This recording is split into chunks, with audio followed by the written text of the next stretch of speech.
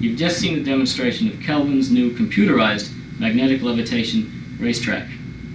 This videotape is being provided as an aid for you to assemble your Maglev Racer racetrack starter kit, which is the basis for all magnetic levitation experiments in the classroom. What's interesting about Maglev in the classroom is that you can bring to your students a new technology which is being researched throughout the world and in the United States.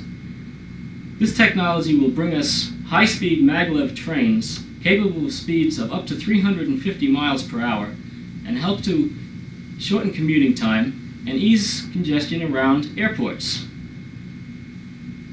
Before we begin assembling the basic maglev track, let's take a look at some of the activities that we can use in the classroom to demonstrate magnetic levitation. The basic maglev vehicle is a platform or a frame such as this with magnets on the bottom which repel the magnets on the track, and it can glide back and forth as you see here. After that, you can get into modeling various designs of maglev vehicles. You can also try using two forces that occur naturally, that of magnetic levitation caused by repulsion of the magnets and the force of gravity. And you can get into aerodynamic designs such as these and testing various vehicles with aerodynamics or those with fewer aerodynamic characteristics. You can design such vehicles using drafting programs such as CAD, design a body, cut it out when it seems to fit, fold up and go together. You can then design tabs for folding and then place them on cardboard. It could be oak tag or any type of cardboard, even cornflake boxes folded up, and design various vehicles to get down the track. By electrifying the two side rails, you can enter a whole different world of magnetic levitation by designing various motorized vehicles and experimenting with different types of propellers. This one is simply a warped tongue depressor. This type uses typical boat motor propeller made out of plastic. This is a wooden homemade propeller. Here's a combination wood and plastic propeller.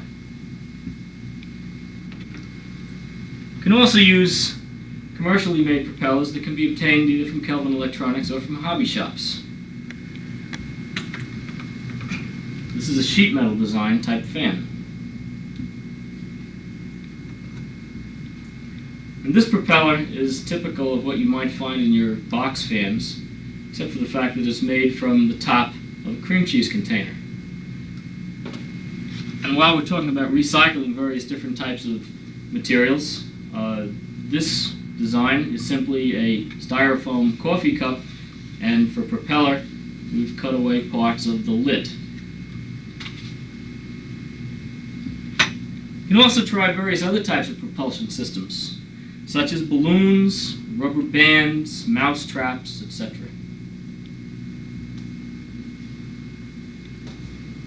One of the accessories you can buy for your maglev track is the special Kelvin power supply, which applies power to the side rails of the track. It's also reversing so that you can check the polarity of the side rails to see which direction the propeller has to turn in order to make it go forward.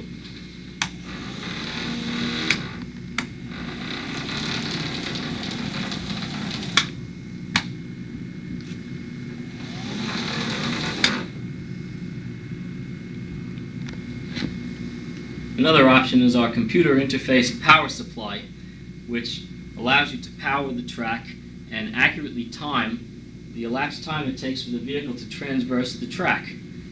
This can be used either with motorized vehicles or with any maglev vehicle, no matter what is powering it. This interface is excellent for conducting a maglev competition within your school, as it's capable of timing each student's vehicle very accurately and also placing them in order, listing the student's name and their time, and also it's possible to print that information out using a printer.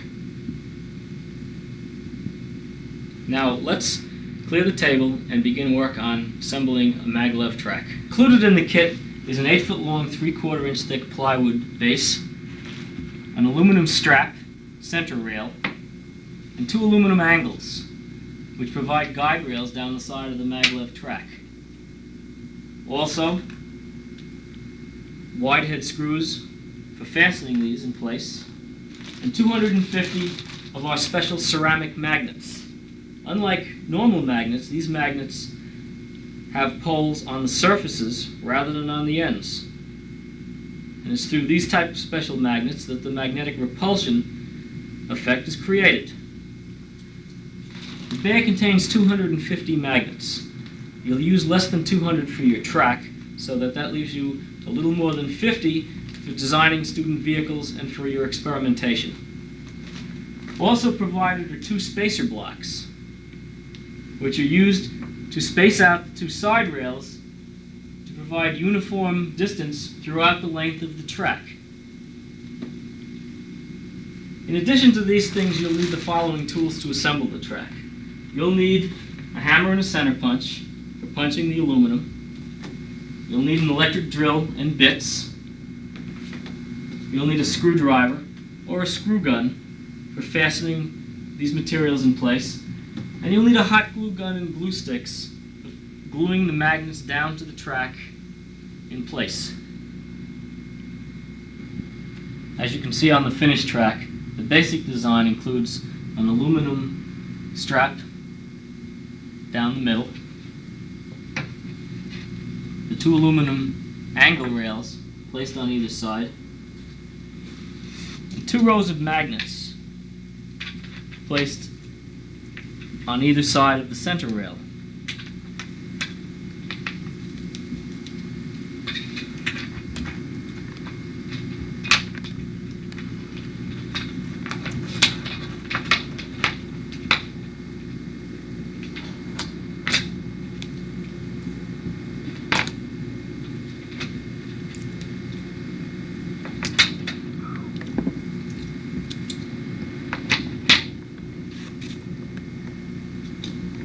And now let's begin assembling the track. You'll notice that the spacing of the screws are exactly 2 feet apart,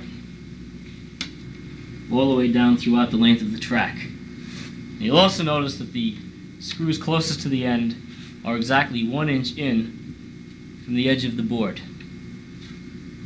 The first step is going to be to lay out and center punch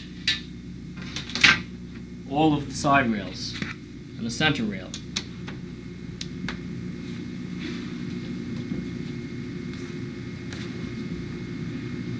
We'll begin by first center punching a hole 1 inch in.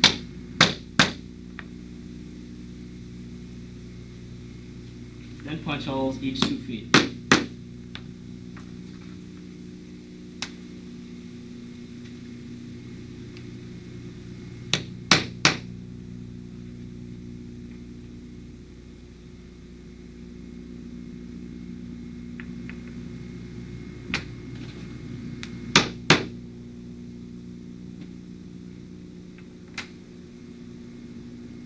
The end hole, again, is located 1 inch in from the end of the metal strap.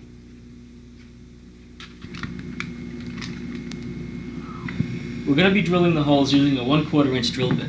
This drill bit is much larger than the size of the screw, which will allow us adjusting of the side rails, but is still smaller than the screw head, so it can't fit through.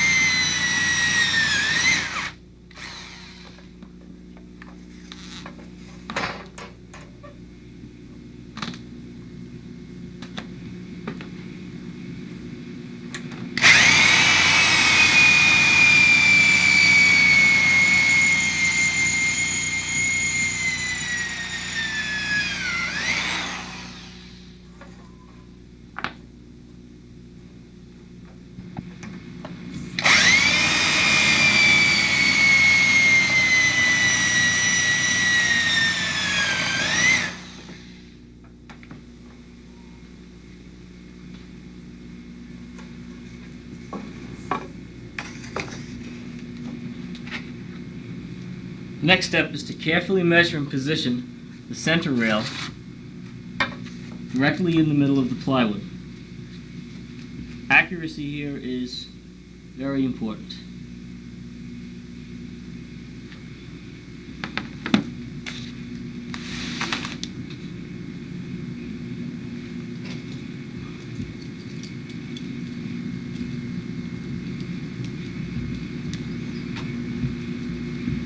Once I've positioned it in the center, I'm going to clamp it in place.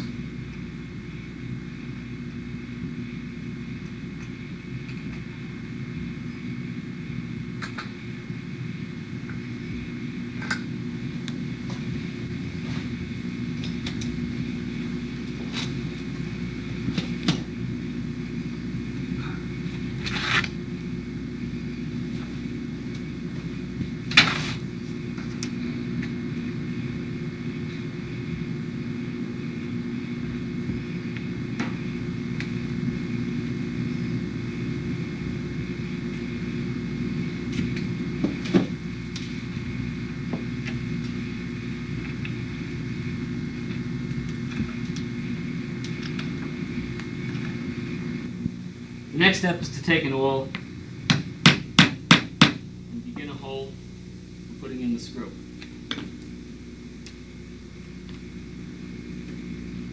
You can use a Phillips head screwdriver or a screw gun.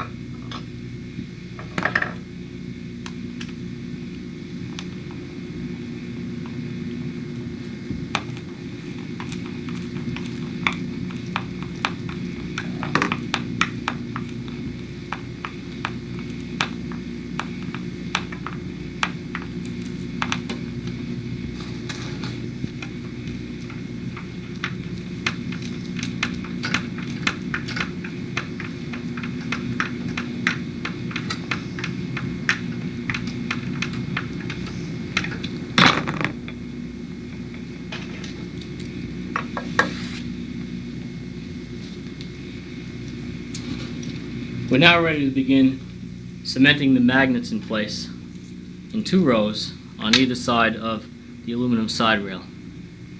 This is done usually with a hot glue gun.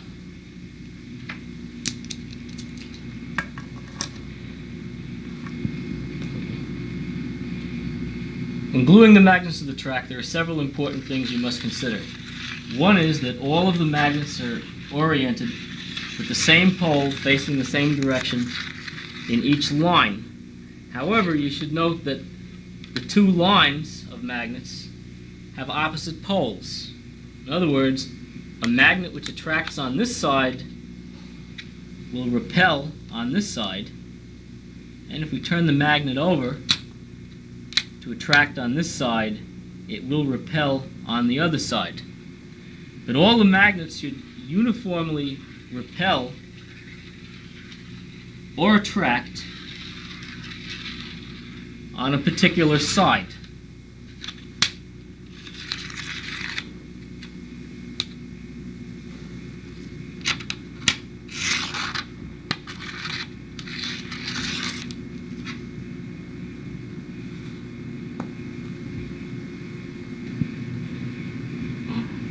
To begin cementing the magnets, you can take a stack such as this and begin putting the glue on the bottom of each magnet.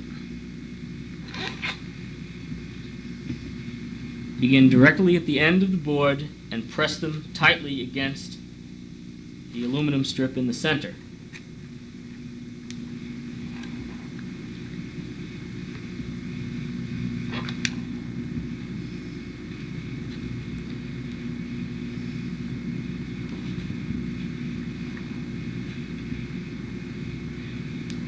Since the magnets tend to repel each other slightly, it's important that you hold them in place for a second after you've applied the glue.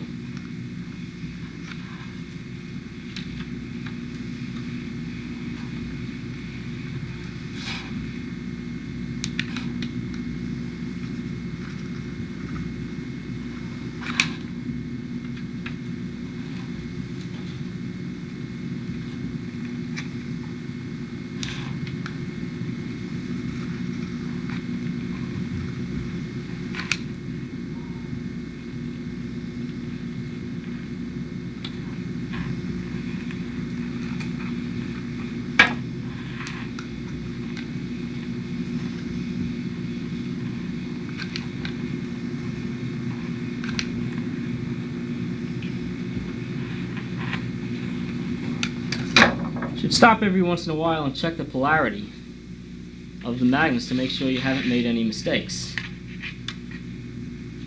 They should all either repel or attract.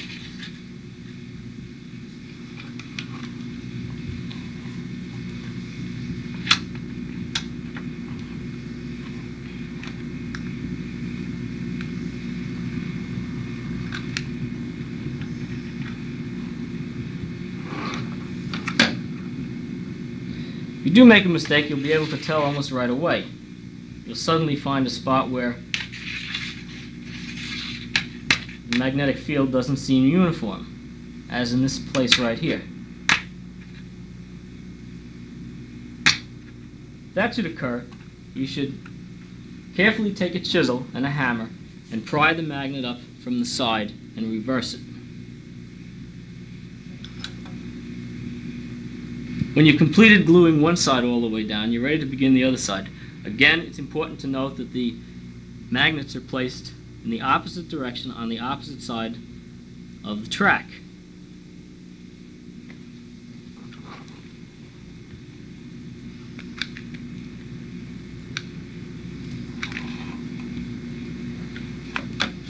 From the very first magnet, you should check to be sure this is so. If another magnet attracts on this side, it should repel the other magnet on the other side. Then you can continue cementing magnets down the other side, checking every once in a while to be sure that you haven't made any mistakes.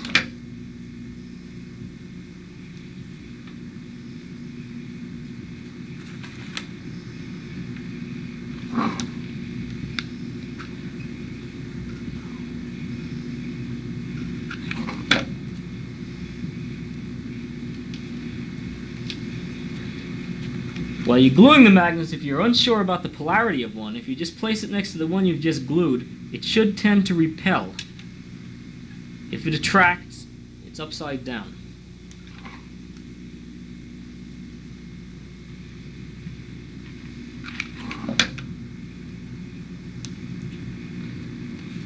Again, it's important to be sure that they are up against the center rail, otherwise the final spacing will be off.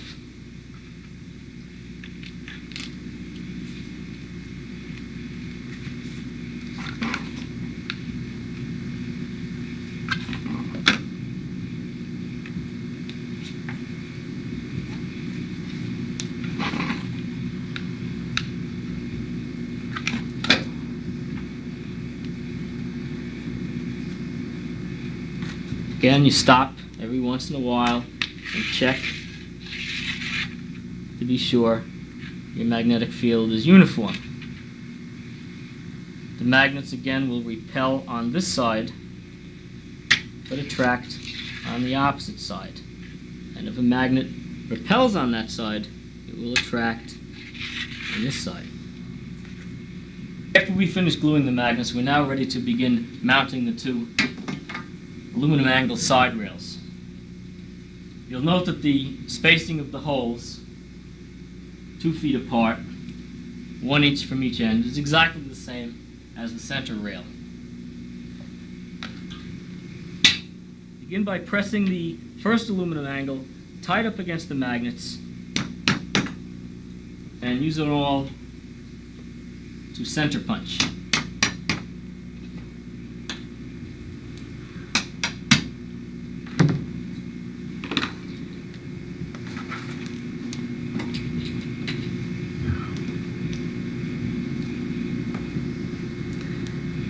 You needn't tighten the screws all the way in the beginning, because we are going to have to do some alignment after we get the second rail in place.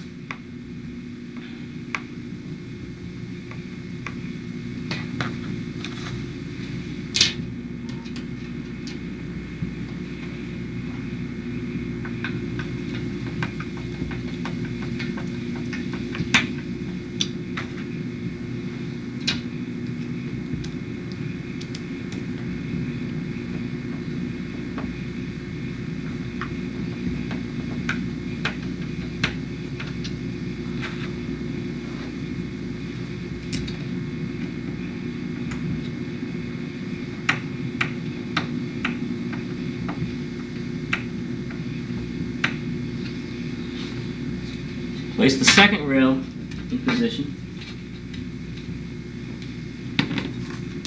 And again, center punch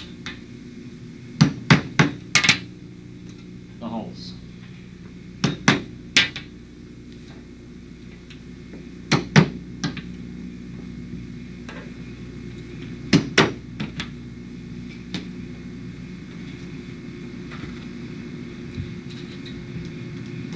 Again, we're going to mount the rail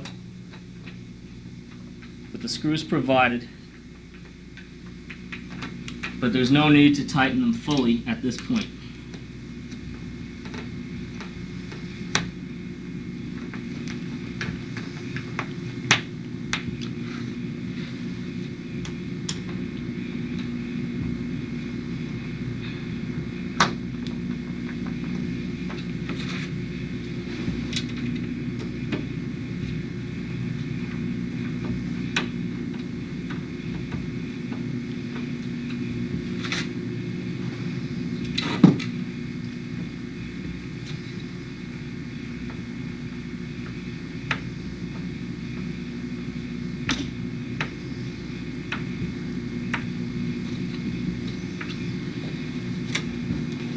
Take the spacer blocks, place them between the rails, a few feet apart, squeeze the rails together, and tighten the screws on each side.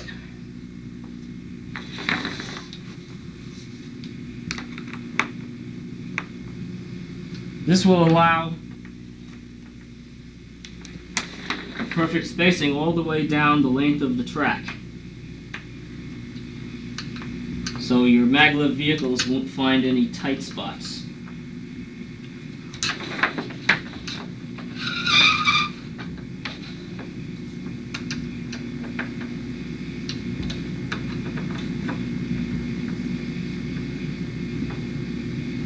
A good idea to save the spacer blocks in case your track ever needs realignment again.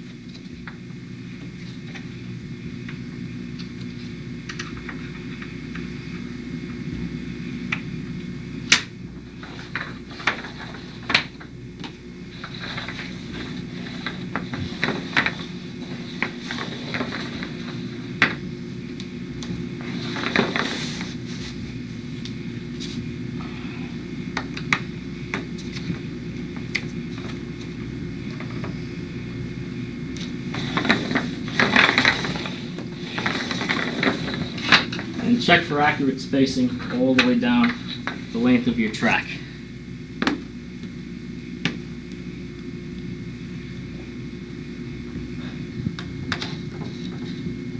You're now ready to begin your maglev vehicle experiments. Anything can become a maglev vehicle base, including a piece of masonite or just an ordinary piece of corrugated cardboard. First, you should determine the direction in which the vehicle is going to travel on the track, as it will make a difference. If this vehicle is going to travel the length of the track that way, toward the far end, we would then have to figure out how to orient the magnets. Take a magnet and place it along the magnetic track. it should repel. If it does, then you would want to put glue on the top side.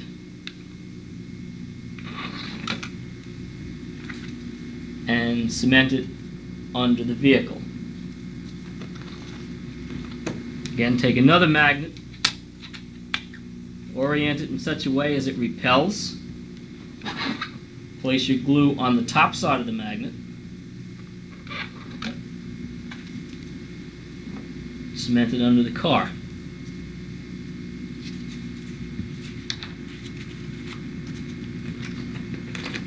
You should note that the magnets on the opposite side will be different in polarity. Again, when they repel,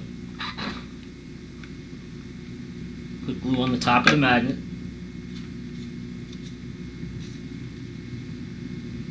Place it on the bottom of the vehicle you're making.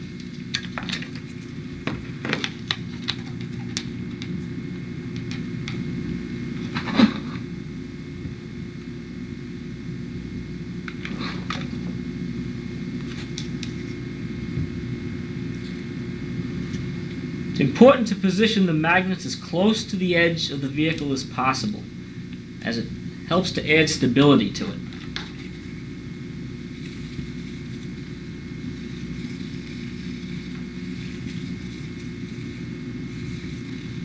And this piece of cardboard is levitating approximately 3/4 of an inch above the magnetic track.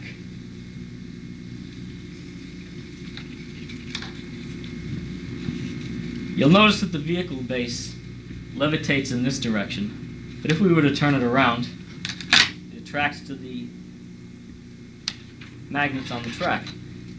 It's for this reason that if you were to design a body, or propel it with a balloon, or try propelling it with a motor, you should have an idea of which direction down the track your vehicle is intended to move, so that you can orient your magnets accordingly.